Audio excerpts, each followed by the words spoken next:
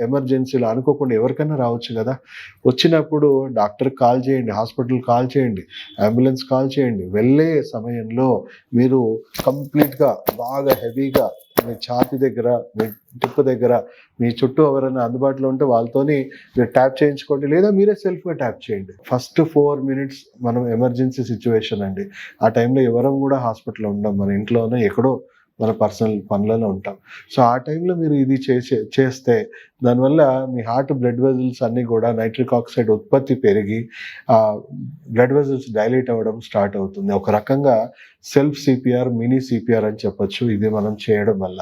So, prevention కోణంలో మీరు diet, జీవనశైలి ఇవి పాటిస్తూ నేను చెప్పినట్టు నాడీ యోగా ఫర్ హార్ట్ కేర్ ఏదైతే నేను చెప్పానో అది మీరు రెగ్యులర్‌గా పాటించడం వల్ల బ్లడ్ ప్రెషర్ అనేది మెయింటైన్ అవుతుంది.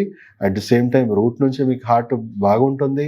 అండ్ రెగ్యులర్‌గా నేను చెప్పినట్టు ఎనర్జీ బ్లాక్స్ కూడా మీకు ఫ్రీ అయిపోతుంది కాబట్టి మీకు హార్ట్ అటాక్స్ దాదాపు 10లో 9 మందికి వచ్చే అవకాశాలు తగ్గిపోతాయి.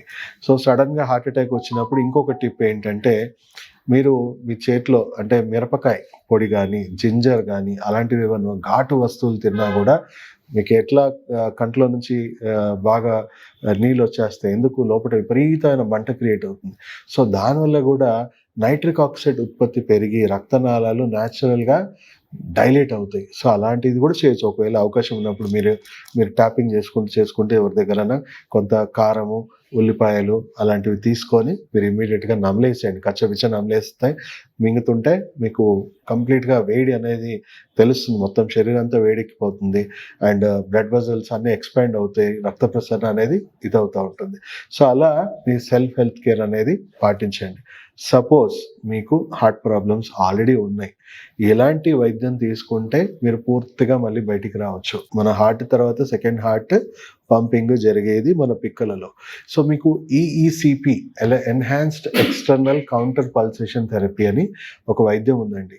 సో, ఈ డైట్, లైఫ్ స్టైల్, జీవనశైలి ఇవన్నీ మీరు పాటిస్తూ మీ రక్తంలో డ్యామేజ్ చేసే వ్యవస్థను తగ్గించుకొని, రిపేర్ చేసి హీలింగ్ చేసే వ్యవస్థను మీరు పెంపొందించుకొని, enhanced external counter pulsation therapy EECP cardiology సంరక్షణలో ఈఈసీపీ ట్రీట్మెంట్ తీసుకోవడం వల్ల మీ బ్లడ్ వెసల్స్ అన్నీ కూడా న్యాచురల్ బైపాస్ సర్జరీ అయిపోతుంది. న్యాచురల్‌గానే మీరు హార్ట్ అటాక్ అనేది క్లియర్ చేయొచ్చు.